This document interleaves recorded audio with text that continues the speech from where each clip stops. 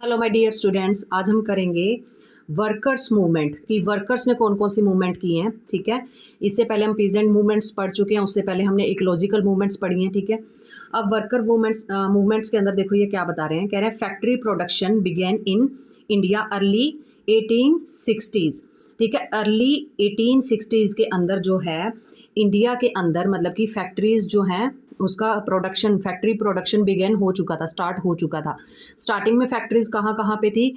कलकत्ता के अंदर, बॉम्बे के अंदर और लेटर ऑन मद्रास के अंदर भी आ गई थी। ठीक है, देन उसके बाद 1839 में टी प्लांटेशन स्टार्ट हो गया था। ठीक है, असम के अंदर टी प्लांटेशन की जाती थी, चाय की खेती। देन इसमें क्या बताया, कह रहे कि national leader also Drew worker into anti colonial movement. अब क्या किया, जो नेशनल लीडर्स थे, ठीक है, उस टाइम पे जो फ्रीडम फाइटर थे, उन्होंने क्या किया, वर्कर्स को अपनी मूवमेंट के अंदर जो है इन्वॉल्व करना स्टार्ट कर दिया, एंटी कॉलोनियल मूवमेंट। क्योंकि जो टी प्लांटेशन जहाँ पे हो रहा था असम में, वहाँ पे ब्रिटिशर्स का ही कैप्चर था। तो जो ब्रिटिशर्स थे वो टी प्लांटर्स को भी बहुत ज़्यादा दुखी कर रहे थे। टी प्लांटर्स को तो नहीं, बट जो नीचे लेवल के ऊपर वर्कर होते थे, ठीक है, उनको ज़्यादा, लेबर क्लास को ज़्यादा टॉर्चर किया जाता था। तो वो अब उनको क्या किया, उन वर्कर्स को, जो नेशनल लीडर थे, हमारे नेशनल हीरो थे, उन्होंने अपनी मूवमेंट के अंदर शामिल कर लिया। क्योंकि वो भी परेशान थे कहीं ना कहीं, जो ब्रिटिशर से कॉलोनियल, एंटी कॉलोनियल मूवमेंट के अंदर शामिल किया गया इनको। देन एक्सपेंशन ऑफ इंडस्ट्रीज, कह रहे हैं कि जैसे जैसे इंडस्ट्रीज बढ़ती जा रही थी इंडिया के अंदर, जो पुअर मतलब कि उनकी जो मतलब वर्कर्स की जो थी पोजीशन थी, वो बहुत ज़्यादा पुअर होती जा रही थी। ठीक है, बहुत ज़्यादा मतलब बहुत दया वाली उनकी सिचुएशन बन गई थी। ठीक है, देन कह रहे हैं कि फूड शॉर्टेज भी आ गई उसी टाइम पे, खाना वगैरह प्रॉपर नहीं मिल रहा था मजदूरों को, वर्कर्स को। इंक्रीज इन प्राइस, और क्या है, जो प्राइसेस थे वो भी ज़्यादा हर एक चीज़ के बढ़ चुके थे। क्योंकि अगर फूड ही नहीं है खाने को, जो थोड़ा बहुत है उसकी जो दाम है वो बहुत ज़्यादा बढ़ गए थे। देन इसके बाद है स्ट्राइक्स, कह रहे हैं सितंबर से लेके अक्टूबर तक 2017 के अंदर 30 के नियर बाय जो है क्या हुई हैं, स्ट्राइक्स हुई हैं। ठीक है, अब यहाँ पे बताया गया कि जो जूट वर्कर्स थे कलकत्ता के अंदर, उन्होंने क्या किया है, उन्होंने स्ट्राइक की है। ठीक है, प्रोटेस्ट की, धरने पे बैठ गए। मद्रास के अंदर जो है workers of Buckingham and Carnatic Mills, ठीक है, तो यहाँ के जो लोग हैं ये भी प्रोटेस्ट के ऊपर बैठे हैं मद्रास के। फिर उसके बाद है आपको अहमदाबाद में टेक्सटाइल जो है ज़्यादा है, मतलब कपड़ा वगैरह ज़्यादा बनता है वहाँ पे। ठीक है, तो वहाँ के वर्कर्स ने भी क्या है, स्ट्राइक्स पर बैठे हैं। वो भी कह रहे कि फर्स्ट ट्रेड यूनियन बनी। फिर फर्स्ट ट्रेड यूनियन किनकी बनी है, वर्कर्स की। ठीक है, अप्रैल 1918 इन मद्रास। ठीक है, किसके थ्रू बनी है ये, बीपी वाडिया के थ्रू। बीपी वाडिया ने फर्स्ट ट्रेड यूनियन बनाई है। Very very important, short question के अंदर आ सकता है आपको ये। तो बीपी वाडिया ने क्या बनाई है, फर्स्ट ट्रेड यूनियन बनाई थी 1918 में। देन उसके बाद है social workers and member of theosophical society. अब ये जो क्या है बता रहे हैं कि जो थियोसॉफिकल सोसाइटी है, ठीक है, और सोशल वर्कर जो थे वो इसके मेंबर थे, फर्स्ट ट्रेड जो यूनियन बनी है इंडिया के अंदर। देन उसके बाद है 1918 में टेक्सटाइल लेबर एसोसिएशन बनी है, TLA। आपको फुल फॉर्म भी पूछ सकते हैं। ठीक है, किसने बनाई है, जैसे कि महात्मा गांधी ने बनाई है। ठीक है, महात्मा गांधी ने ये टेक्सटाइल लेबर एसोसिएशन बनाई थी, TLA। देन उसके बाद 1920 के अंदर all India trade union Congress बनी है, AITUC। ठीक है, इसकी भी फुल फॉर्म पूछ लेते हैं कई बार, AITUC, all India trade union Congress 1920 में बनी है। इसके बाद में दो टुकड़े हो जाएंगे, वो हम आगे देखते हैं। कह रहे हैं कि ये जो आपकी, अब देखो यहाँ पे मैंने आपको बताया ना कि AITUC। ठीक है, अब ये जो यहाँ पे यूनियन आपको बताई है, ठीक है, 1920 के अंदर ये बनी है। इसके अंदर अलग अलग डाइवर्स आइडियोलॉजी वाले लोग रहते थे, मतलब कि इनकी जो विचारधारा है ना टोटली एक दूसरे से अलग अलग थी। तो उनको 3 कैटेगरी में डिवाइड कर दिया, फर्स्ट, सेकंड, थर्ड। कौन कौन सी कैटेगरी के थे, एक तो कम्युनिस्ट वाले थे, दूसरा मॉडरेट, ठीक है, तीसरे नेशनलिस्ट। कम्युनिस्ट के जो थे उनको कौन लेड कर रहा था, SA डेंगे। ठीक है, उसके बाद MN रॉय। देन मॉडरेट को जो लेड कर रहे थे वो कौन थे, M Joshi and VV Giri. Then nationalist को कौन चला रहा था, लाला लाजपत राय एंड जवाहरलाल नेहरू।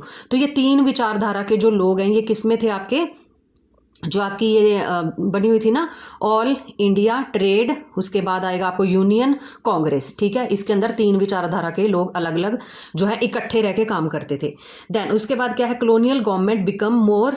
अब यहाँ पे क्या है, अब ये जो 3 विचारधारा के लोग हैं, ठीक है, कभी ये एक्टिव हो रहे थे, कभी ये एक्टिव हो रहे थे, कभी ये एक्टिव हो रहे थे। तो क्या है कि जो मतलब ब्रिटिशर्स थे वो घबरा गए उस टाइम पे, तो उन्होंने क्या किया, केयर करनी स्टार्ट कर दी वर्कर्स की। ठीक है। वर्कर्स के फेवर में उन्होंने कुछ डिसीजन वगैरह लेने स्टार्ट कर दिए।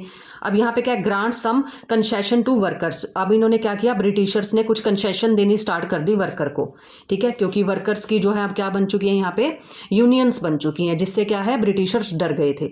देन इसके बाद क्या है, 1922 के अंदर जो है फोर्थ फैक्ट्री एक्ट आया। अब ये फोर्थ फैक्ट्री एक्ट का मेन एम क्या था, इसका एम ये था कि जो वर्किंग क्लास है उनसे लगातार काफ़ी घंटे काम करवाया जाता था, उनको कोई संडे की छुट्टी नहीं मिलती थी, ठीक है, उनको वैसे अगर घर पे कोई प्रॉब्लम आ जाए तब कोई लीव नहीं मिलती थी, और लगातार वो काम ही करते रहते थे। तो इसमें क्या किया गया, जो काम के घंटे हैं वो डिसाइड कर दिए गए थे, 10 घंटे से ज़्यादा आप किसी भी वर्कर से काम नहीं ले सकते थे। ये किस में आया आपको, फोर्थ जो आपका फैक्ट्री एक्ट है 1922 में, ठीक है।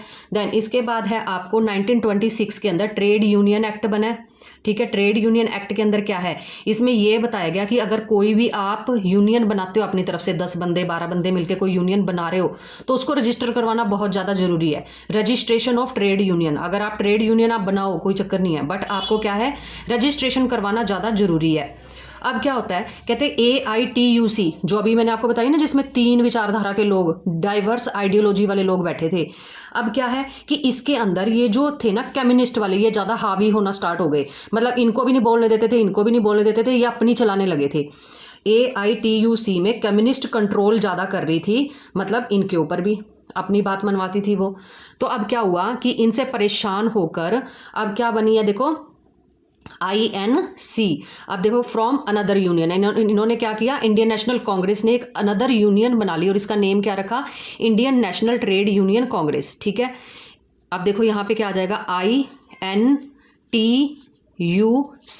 फुल फॉर्म ध्यान में रख लेना, क्योंकि फुल फॉर्म भी पूछ लेते हैं 1 मार्कर के अंदर। तो ये इन्होंने क्या है, जो कांग्रेस वाले हैं, इंडियन नेशनल कांग्रेस ने इनसे जो है अपनी अलग क्या बना ली, एक तरह से यूनियन बना ली। अब इसमें ये याद रख लेना, यहाँ पे INTUC आ गया है, ठीक है। अब ये होगी, पहले क्या थी ये देखो, all India trade union council थी, अब क्या बन गई, Indian national trade union council, ठीक है। अब ये जो बनी है, ठीक है, ये आगे फिर 2 पार्ट्स के अंदर स्प्लिट होगी। इसमें नेशनल लेवल के भी सारे मुद्दे जो है उठाए जाते थे, देखे जाते थे, और रीजनल लेवल के भी, ठीक है, इन सब के ऊपर काम किया जाता था। देन इसके बाद आ जाता है आपको 66 और 67 में क्या है, मेजर रिसेशन आ जाता है, मतलब कि आर्थिक मंदी आ जाती है इंडिया के अंदर बहुत ज़्यादा, ठीक है। फिर क्या होता है कि डिक्रीज इन प्रोडक्शन बहुत ज़्यादा घटने लगा था, और एम्प्लॉयमेंट नहीं मिल रही थी, अनएम्प्लॉयमेंट क्रिएट होने लगी है, मतलब कि सिचुएशन बहुत ज़्यादा ख़राब हो गई है उस टाइम पे, जो सर्कमस्टांसेस थे वो बिल्कुल भी अच्छे नहीं थे इंडिया में। देन फिर उसके बाद बताया आपको 1974 में क्या होता है कि रेलवे वर्कर्स जो है वो भी स्ट्राइक कर देते हैं, ठीक है, क्योंकि हम यहाँ पे सिर्फ वर्कर्स के बारे में पढ़ रहे हैं। अब ये वर्कर चाहे फैक्ट्री के हों, चाहे किसी कंपनी के हों, चाहे कोई रेलवेज के हों, ठीक है, कोई भी है, ठीक है, तो ये सारे के सारे जो हैं आपको वर्कर्स की जो मूवमेंट है वो यहाँ पे कंप्लीट हो जाती हैं, ठीक है, क्योंकि हमने क्या टॉपिक पढ़ा है अभी, वर्कर्स मूवमेंट। ध्यान से एक एक मूवमेंट के ऊपर आपने कंसंट्रेट करना है, ठीक है, क्योंकि हर एक जो मूवमेंट है वो इस चैप्टर की इंपॉर्टेंट है। अगर आपको वीडियो अच्छी लग रही है और समझ में आ रही है, इजी भी लग रही है, तो आप क्या है, मतलब लाइक शेयर और कमेंट करके जाओ। Thank you so much for watching.